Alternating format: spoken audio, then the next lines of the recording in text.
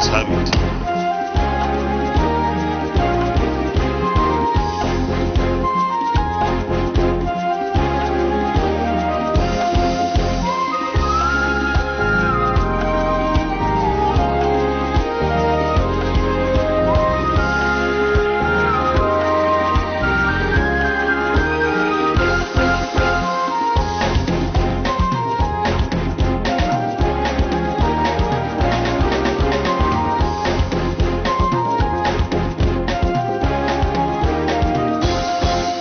Hello and welcome to the program. I am Dennis Adibunloye. The two chambers of the National Assembly reconvened plenary on Tuesday after the Easter break. But as is the tradition, legislative business was suspended to honor two members of the House of Representatives who died during the break. Haruna Maitala, member representing Jos North Bassa Federal Constituency of Plateau State, died 9 days into the Easter break in a motor accident. 4 days after came the announcement of the death of another House member, Suleiman Aliyu, representing Lere Federal Constituency of Kaduna State, after a brief illness. The loss of the two lawmakers, says the House Speaker Femi Gbajabiamila, was shocking. Both very painful, both very difficult to understand, but God knows best.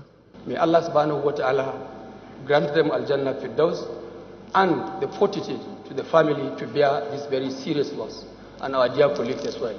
At the Senate, 30 minutes after reconvening, all items scheduled for consideration were stepped down in honor of the two members of the House of Representatives who died during the Easter break.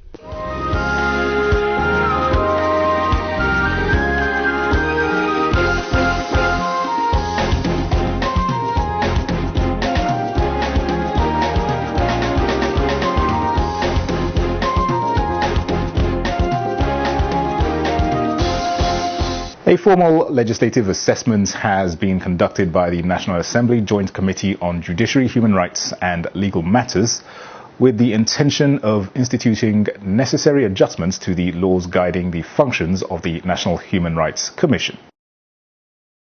Deliberations at the committee's sitting were on a bill to repeal and reenact the National Human Rights Commission Act 2004. We are all very familiar with the issues at hand, and all we need to do is to be forthright in our presentations. Is to, among other things, reposition and streamline the institutional framework of the Commission. It is important for us to have a fund that will take care of these so many issues that are on ground. The need to resolve and harmonize areas of differences with other existing laws was also brought to the fore. Permit the denial of an application for any information, disclosure of which may be injurious to the defense of the Federal Republic of Nigeria. There are areas where due process under the law has to take place. There has to be an order of the court. Absence of powers by the Commission's governing council, as well as provision of human rights funds and 1% levy, were the issues that some stakeholders said require further assessment.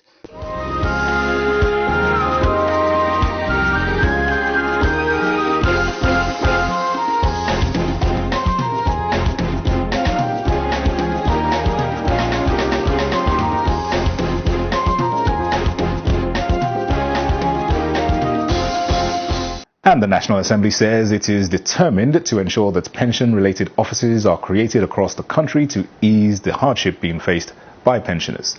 Chairman Senate Committee on Establishment and Public Service Ibrahim Shekarau disclosed this during an oversight visit to the National Pension Commission and Pension Transitional Arrangements Directorate offices in Kano. The Pension Reform Act 2004 established the National Pension Commission, mandated to regulate, supervise and ensure the effective administration of pension matters in Nigeria. The Senate Committee Oversight Function, led by Ibrahim Shekarau to Northwest Zonal Office Kano, was to have first-hand information and evaluate the performance of the agency with a view to ensuring efficient discharge of services. Other issues raised during the visit include the inability for some states to create the contributory pension scheme law and political will to ensure strict compliance. Many states have created the law, but they have failed to implement it. Some have not even created the laws, and this is what we're trying to do.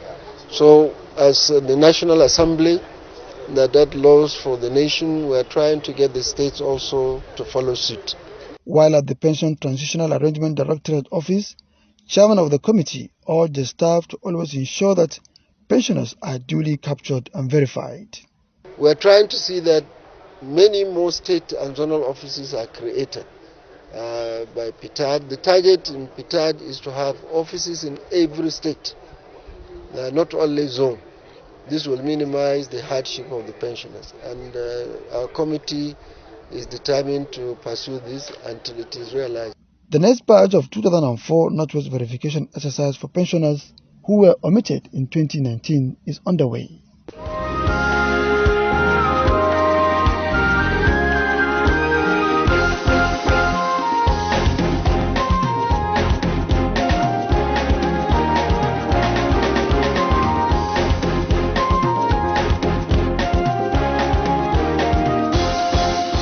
The Senate in the week also passed a bill that seeks to establish the National Food Reserve Agency. Here are excerpts of this and other issues at Wednesday's plenary. It was the second plenary after the Easter break, but the first for legislative business. The National Food Reserve Agency Establishment Bill was the only bill considered. When passed into law, the agency is to ensure a national and effective food grain preservation system and even distribution, especially during emergencies. Stabilization of food prices and reduction in post-harvest losses are some of the issues the agency is expected to address. By this bill, where the President declares a national food emergency, the agency is empowered to release food stock. And all other provisions of the Constitution, there is no power that enables this National Assembly to make law in respect to Food Reserve Agency. It is a system designed to ensure that at all times a country is able to guarantee that food will be supplied and available to its members. You know, the scarcity of food arising either from flood, natural disaster, or even crisis of insurgency. I don't think we can afford to just leave the food reserve issue in Nigeria to state governments. After the state governments run to the federal government. Senator Sam Egwu drew the attention of the Senate to the urgent need for the federal government to intervene in what he described as senseless killings in Ebonyi State, while Senator Abba Moro called on the National Emergency Management Agency to provide relief materials to victims of windstorm that destroyed more than 10 communities in Benue South Senatorial District. Direct the Nigerian police and other relevant security agencies to carry out comprehensive investigations of these dastardly attacks and to promptly arrest and prosecute the perpetrators as well as rescue kidnapped victims. Urge relevant government agencies to quickly go in and support the rebuilding of all the affected public buildings. Senate, through motions by two senators from Plateau State, Hezekiah Dimka and Estefanus Gyang, observed a minute silence in honor of the late Senator Sati Davis Gongwim, who died on the 5th of April 2021, and miners who were killed in Kuru, Jos Plateau State. Senate has confirmed the nomination of Halilu Ahmed Shaba for appointment as Director General of the National Space Research and Development Agency.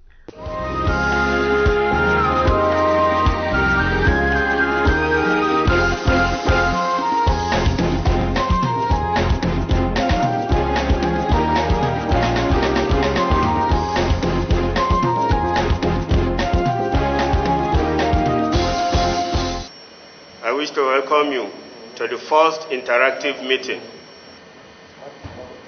since your confirmation by the Senate and subsequent assumption of office.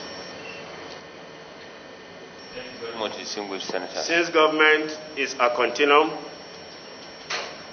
and it is our belief that by the law, by now, you ought to have acclimatize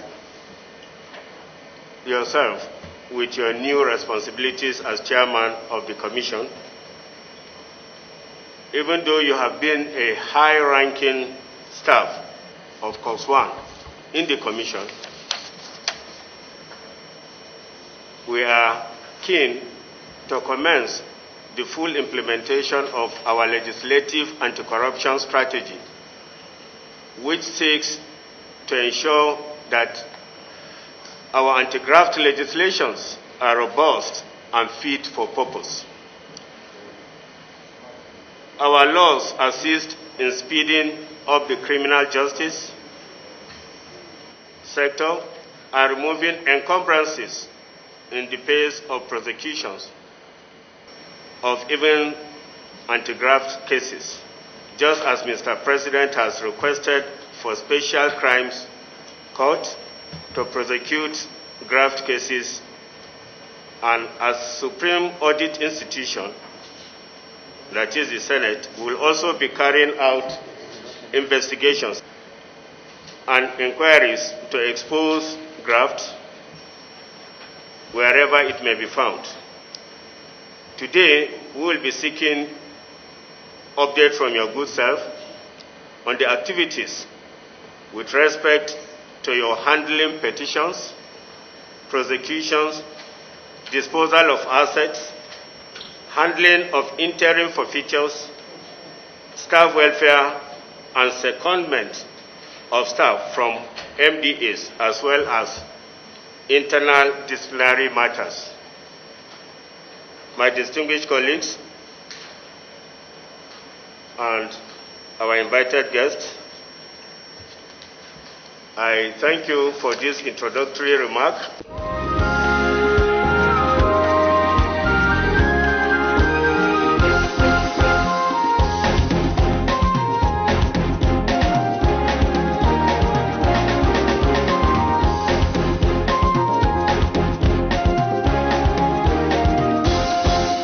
Well, we are here statutorily when the National Assembly called you come. We had a very robustful interactive session with the Senate Committee on Anti-Corruption and Financial Crimes. And is there any issues that you can share? Well, we discussed a lot of issues. They made their own observations regarding some things that we have been doing since coming on board, and they are 100% behind us. They are happy with what we are doing, and I think the response is positive.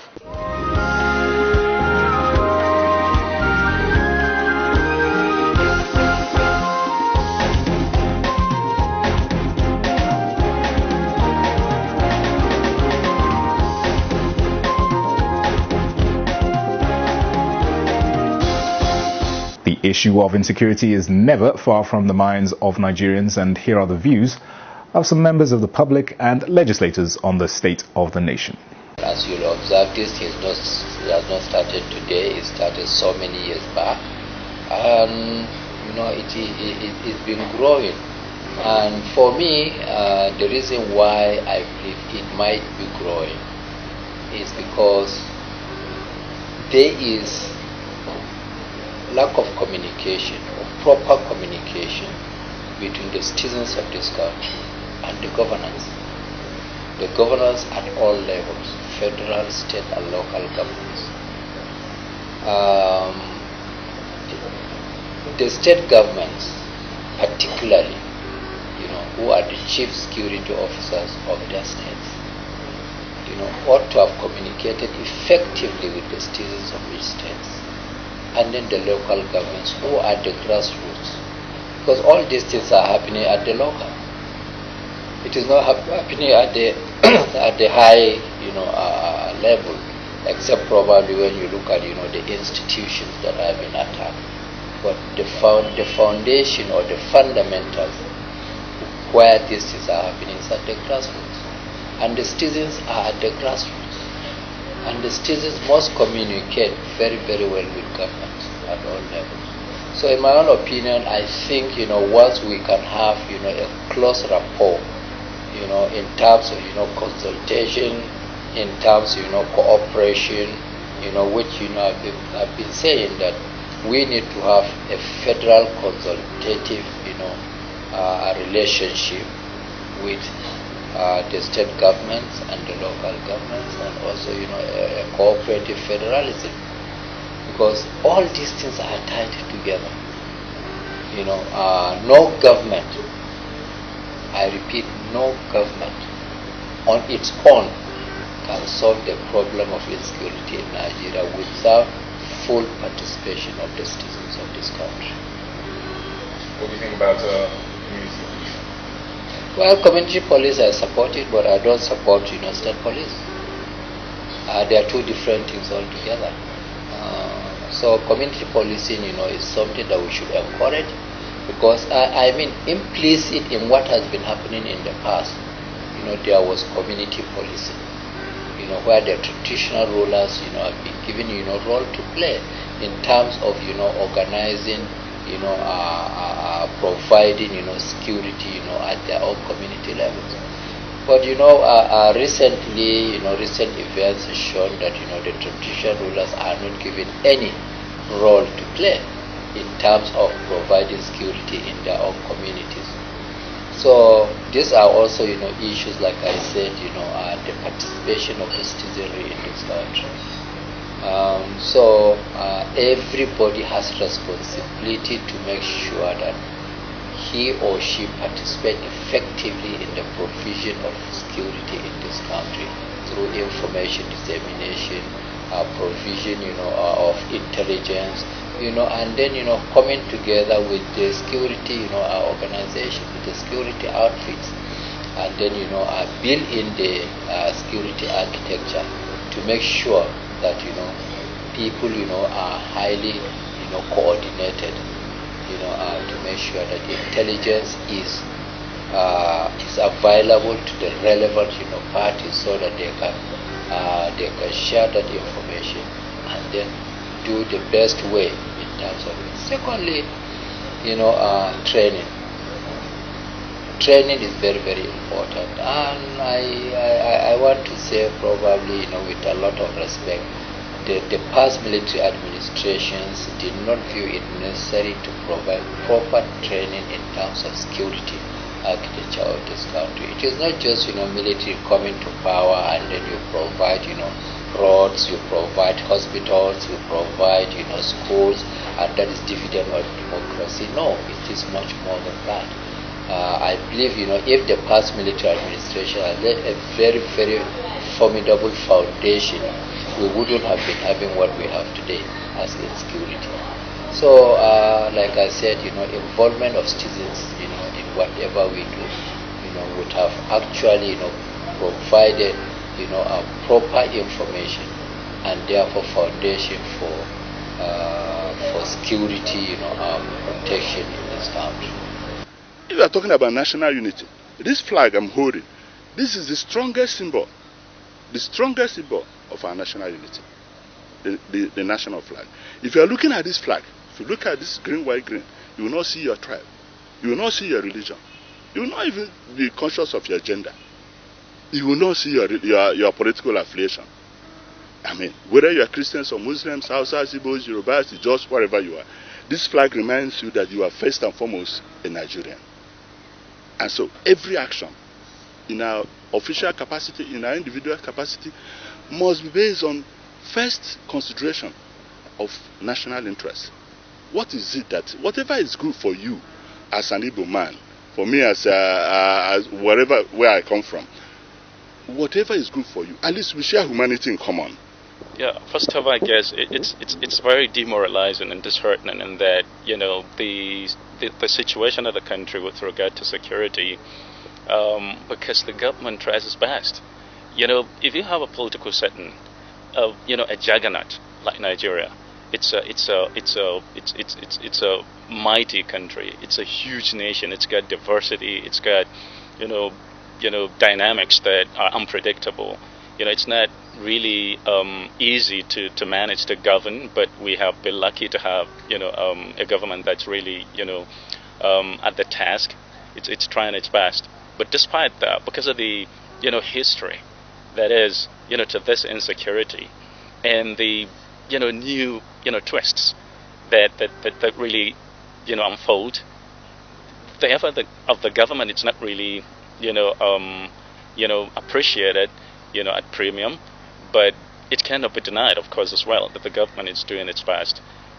The insecurity, I guess, boils down to basically the lack of patriotism, in the citizens. I do believe that if Nigerians were to be really patriotic, if the majority of us, the critical mass, you cannot have the entire nation being patriotic. There are elements that would be, of course, converse to that, imperative of being, patriotic.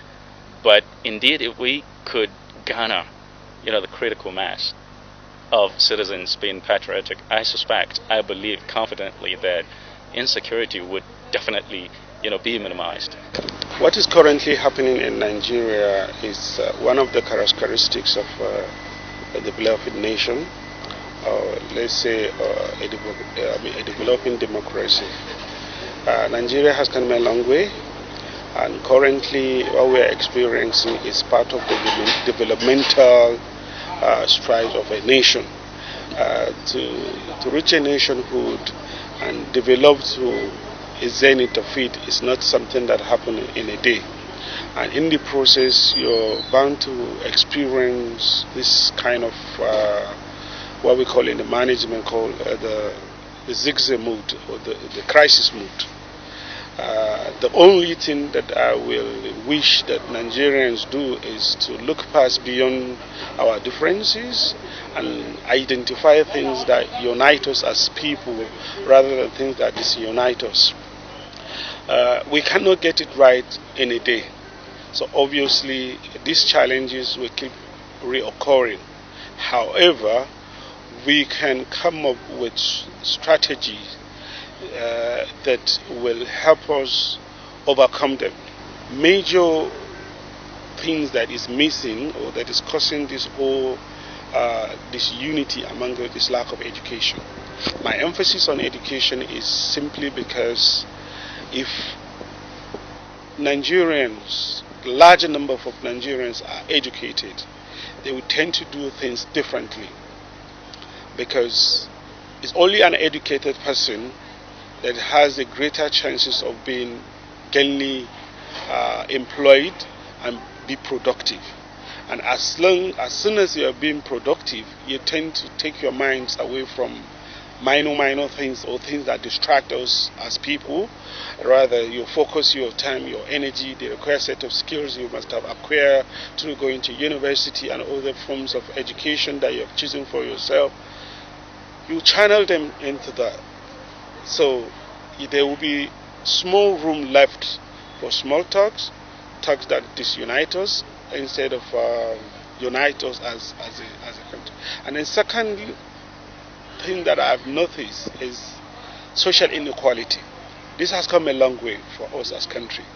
I'm not going to throw blame at any tribe or religions or whatever. We are the cause of most of the misfortunes that is befalling us as people.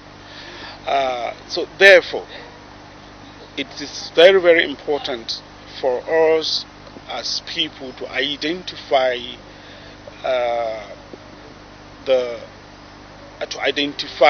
the needs of our people and come up with policy that address them. These needs basically are social amenities. These amenities, when they are missing, people feel a bit completely disconnected with the government or with whoever it is that is in power, right? So if we come up with ideas or opportunities that bridge these gaps of social inequality, it goes a long way in creating opportunity. It goes a long way in bringing the people together, because no one will feel cheated or left behind.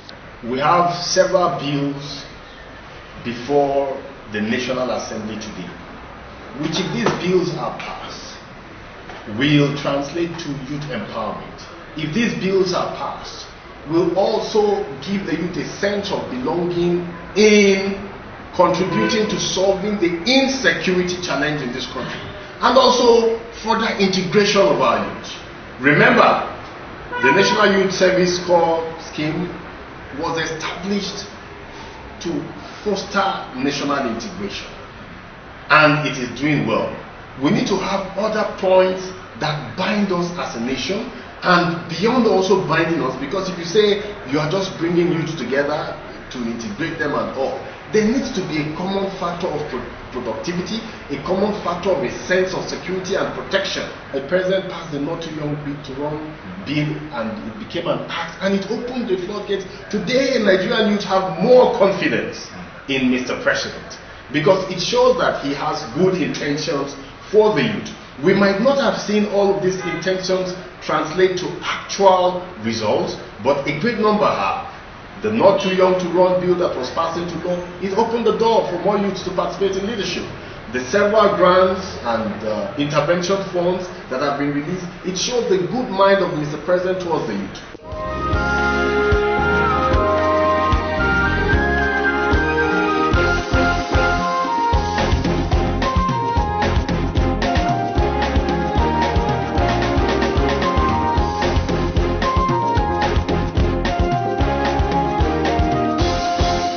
And that concludes the program this week. Thanks for watching. Till next time, I'm Dennis at Digmley. Bye for now.